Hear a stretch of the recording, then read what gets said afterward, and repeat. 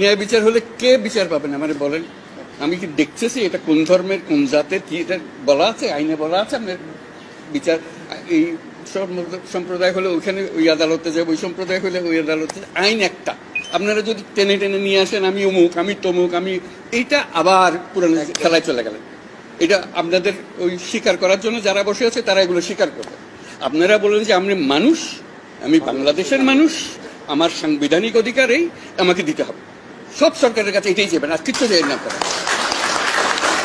আমরা যে প্রাতিষ্ঠানিক আয়োজন করেছি এটা বায়াস একটা, আপনি যত কিছু বলেন ওই একটা করতে আরম্ভ করবেন, তারা মজা পেয়ে যাবেন। ওই মজার খেলাতে আর আমাদেরকে নিয়ে যাবেন না। আমরা এসেছি যে এক মানুষ এক অধিকার, এর মধ্যে কোনো পার্থক্য করা যাবে না। আমাদেরকে একটু সাহায্য করেন আপনারা, ধৈর্য ধরেন, করতে পারলাম কি পারলাম না সেটা পরে বিচার করেন। যদি না পারি আমাদেরকে দোষ দিবেন।